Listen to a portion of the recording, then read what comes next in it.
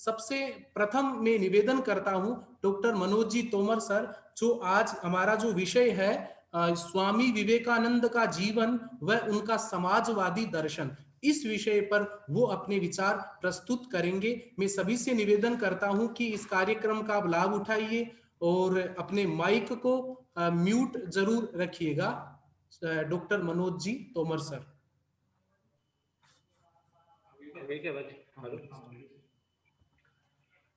सभी को नमस्कार। राष्ट्रीय सेवा योजना के राष्ट्रीय युवा सप्ताह का आयोजन राजकीय कन्या महाविद्यालय की ओर से किया जा रहा है और इसमें जो टॉपिक रखा गया है, जो आयुक्तालय से मिला है, राष्ट्रीय युवा सप्ताह में स्वामी विवेकानंद का जीवन एवं उनका समाजवादी दर्शन। जैसा कि सभी विद्वान साथियों और सभी छात्रों को पता होगा कि 12 जनवरी 1863 को कलकत्ता में स्वामी विवेकानंद जी का जन्म हुआ। उस समय इनका नाम नरेंद्र दत्त रखा गया और बाद में इसी बालक को पूरे विश्व ने स्वामी विवेकानंद के रूप में जाना। अगर राजस्थान की बात करें तो राजस्थान से विवेकानंद जी का जुड़ाव पहले से रहा है।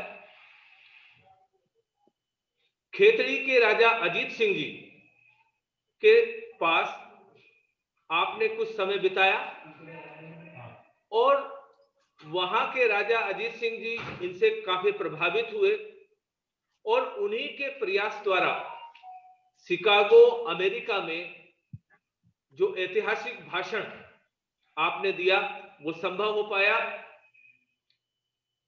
11 सितंबर को ये भाषण हुआ था और स्वामी जी 31 मई 1893 को वहां पे गए थे। जब हम स्वामी जी के समाजवादी दर्शन की अगर बात करते हैं तो सबसे पहली चीज है कि हमें समाजवादी शब्द को समझना होगा, क्योंकि समाजवादी एक ऐसा शब्द है जिसको बहुत ज्यादा तोड़ा मरोड़ा गया है, बहुत तरीके से समझा गया है। किसी ने कोई व्याख्या दी है और किसी ने कोई व्याख्या दी है। फ्रांसीसी और अंग्रेजी शब्द से मिलकर बना सोशलिज्म शब्द का अनुवाद समाजवाद के रूप में आया। 19वीं शताब्दी के शुरू में इस शब्द का अर्थ सामाजिक, आर्थिक एवं नैतिक असमानताओं को समाप्त कर व्यक्तिवादी विचारधारा को हटाकर सामूहिक विचारधारा को लाना, उस संदर्भ में लिया जाता था। धीरे धीरे यह शब्द राजनीति में आया और इसका राजनीतिकरण हुआ और इसको अलग अलग तरीके से देखा गया। कार्ल मार्क्स ने इसका प्रयोग किया। महात्मा गांधी जी हमारे भारतीय समाज के आधुनिक समाज आपके समाजवादी रहे हैं। विवेकानंद जी ने स्वयं कहा है, हां मैं समाजवादी हूं। तो समाजवादी का अर्थ यहां पर एक उस संदर्भ में है कि सारी असमानताओं को तोड़ते हुए, व्यक्तियों से जुड़े हुए विशेषाधिकारों को खत्म करते हुए और समाज में व्यक्ति या वर्ग या समूह विशेष के धार्मिक सामाजिक निर्योग्यताओं को समाप्त करते हुए व्यक्ति को व्यक्ति के रूप में देखना, उनको सहभागिता देना, उस संदर्भ में समाजवाद को माना गया है। सबसे महत्वपूर्ण बात यह है कि विवेकानंद जी ने इस समाजवाद को इसी रूप में अपनाया है।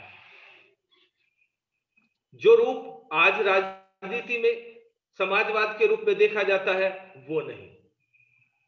अगर विवेकानंद जी के पूरे जीवन काल को हम बांटने की कोशिश करते हैं तो वो दो रूप में दिखाई देता है। एक रूप वो जब वो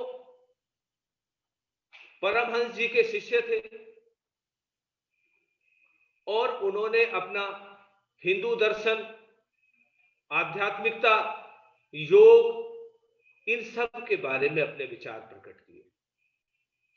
और दूसरा समय जो 1890 के बाद शुरू होता है, जब वो देश विदेश में उन्होंने यात्रा की, देश विदेश घूमे और उन्होंने देश की दुर्दशा को देखा और उन्होंने कहा कि धर्म का असली अर्थ अगर लगाया जाए तो उस व्यक्ति की सेवा में है जो दरिद्र है, भूखा है, कमजोर है, और वही समाज विवेकानंद जी ने देखा।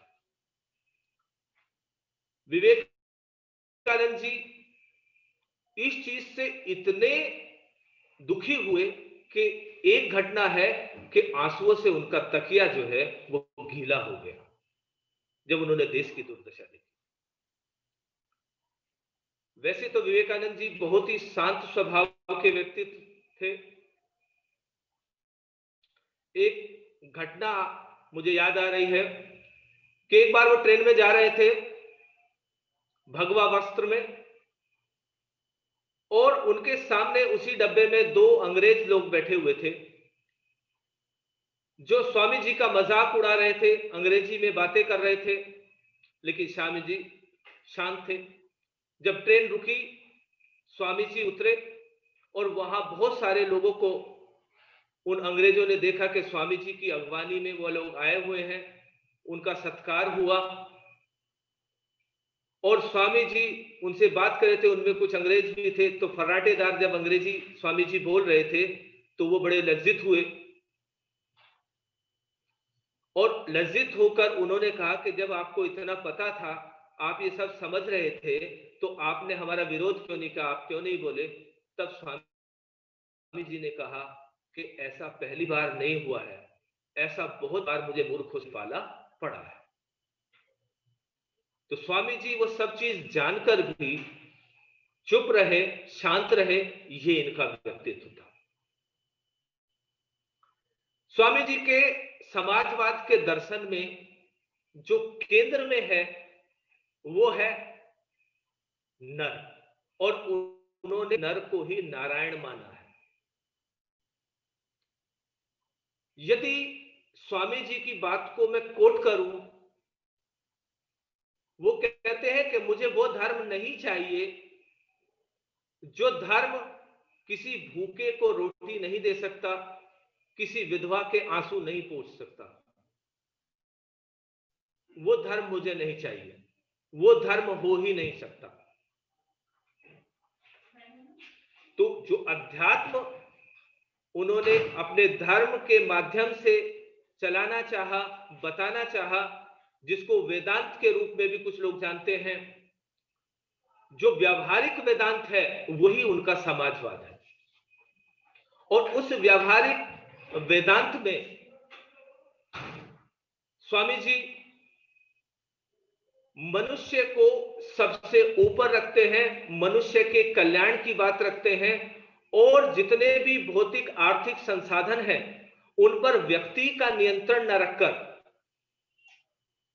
राज्य का नियंत्रण की बात करते हैं, ताकि एक जो असमानता का भाव है वो नहीं आए। यदि हम स्वामी जी की कुछ बातों पर गौर करें और उनके दर्शन को गहराई से समझे, तो उन्होंने बताया था कि भारतीय समाज का जो पतन हो रहा है उसके मुख्य 12 कारण। वो 12 कारण कौन कौन से हैं? सबसे पहला है छुआछूत, दूसरा है श्रद्धा का अभाव, तीसरा चीज है अंग्रेजियत। अंग्रेजियत से यहां पे मतलब किसी भाषा को सीखने से नहीं है, वो संस्कृति, जिस पश्चिमी संस्कृति को हम बड़ा मानते हैं उससे है। और विवेकानंद जी की ये बात आज कोरोना काल में भी जो है वो प्रूव हो जाती है कि अगर वो संस्कृति इतनी ही बड़ी है, इतनी ही समृद्ध है, तो कोरोना का इंतजाम उन्होंने हमसे पहले क्यों नहीं किया। फोर्थ है या चौथा है बेईमानी। पांचवा है शारीरिक विकास की ओर ध्यान न देना। नंबर 6 है छात्र भावना का पतन, जो निरंतर हम कॉलेज एजुकेशन में रहकर भी देख रहे हैं। 7वां है भय ग्रंथि, यानी कि जो हमारा फियर साइकोसिस है, एक अनायास ही एक भय से हम ग्रसित रहते हैं, ऐसा ना हो जाए, ऐसा ना हो जाए, ऐसा ना हो जाए। मौलिकता और साहस की कमी, ये नेक्स्ट है। इसके अतिरिक्त आलस्य, कमजोरी और पिछड़ापन, संकुचित दृष्टिकोण और धर्म की उपेक्षा। सबसे बाद में मैंने शब्द कहा धर्म की उपेक्षा। सामान्य जनमानुस या जिसको हम कहते हैं लेमैन, उनके अंतः मन में स्वामी विवेकानंद जी एक धार्मिक व्यक्ति के रूप में माने जाते हैं। आपको पता होगा कि स्वामी जी शुरुआती समय में अपने बचपन काल में माने पूर्णतः नास्तिक थे। रामकृष्ण परमहंस के समय में जब उनके संपर्क में वो लोग आए तो उनका धर्म का ज्ञान बढ़ा, धर्म की तरफ उनकी रुचि बढ़ी, लेकिन सब लोग उनको एक धार्मिक व्यक्ति के रूप में मानते हैं। अब यदि वास्तव में देखा जाए तो विवेकानंद जी, स्वामी जी जो थे, एक सर्व समाज सुधारक संत थे, धार्मिक व्यक्ति नहीं थे। और उन्होंने धर्म की व्याख्या उस संदर्भ में नहीं की जिस संदर्भ में लोग समझते हैं धर्म को। भारत के पतन के बारे में एक वाक्य उन्होंने कहा था कि भारत के पतन की शुरुआत उसी समय से हो गई थी जब कुछ लोगों को वेद पढ़ने से रोक दिया गया था और स्त्रियों को भी वेद पढ़ने से मनाही कर दी गई थी। इतना बड़ा व्यक्तित्व इतने थोड़े समय में पूरा नहीं हो सकता, और बहुत सारे वक्ता हैं वो इन पर प्रकाश डालेंगे। मेरा तो आपसे यही कहना है कि आज अगर हमें कुछ सीख लेनी है तो उनके समाजवाद को समझना होगा, उनके समाजवाद को समझकर उनके आदर्शों की पालना करनी होगी और जीवन में अपने आप को उतारना होगा। धन्यवाद। मैं डॉक्टर मनोज जी तोमर सर का बहुत बहुत धन्यवाद ज्ञापित करता हूं। इन्होंने किस तरह से समाजवाद शब्द पर प्रकाश डालते हुए विवेकानंद जी के जीवन से उसको जोड़ा, जो आज के समय में बहुत ही महत्वपूर्ण है, और मैं इनका हृदय से धन्यवाद ज्ञापित करता हूं। और विद्यार्थियों में आपको बता दूं कि 12 जनवरी को जो राष्ट्रीय युवा दिवस मनाया जाता है, उसका कारण यह है कि संयुक्त राष्ट्र संघ के निर्णय अनुसार सन 1984 ईस्वी में अंतरराष्ट्रीय युवा वर्ष घोषित किया गया। इसके महत्व का विचार करते हुए भारत सरकार ने घोषणा की कि 1984 से 12 जनवरी यानी स्वामी विवेकानंद जयंती का दिन राष्ट्रीय युवा दिवस के रूप में देश भर में सर्वत्र मनाया जाएगा। भारत सरकार ने यह विचार दिया था। ऐसा अनुभव हुआ है कि स्वामी जी का दर्शन एवं स्वामी जी के इतिहास तथा कार्य के पश्चात निहित उनका आदर्श यही भारतीय युवकों के लिए प्रेरणा का बहुत बड़ा स्रोत हो सकता है। इन्हीं लक्ष्यों को रखते हुए यह युवा दिवस मनाया जा रहा है। तो इसलिए मैं तोमर जी सर का बहुत धन्यवाद ज्ञापित करता हूं। अग्रिम श्रृंखला में डॉक्टर राजेश जी मीणा सर से निवेदन करता हूं कि कृपया अपने माइक को अनम्यूट करते हुए अपने विचार प्रस्तुत कीजिए ताकि हम और हमारे विद्यार्थी लाभान्वित हो सके। डॉक्टर राजेश जी मीणा।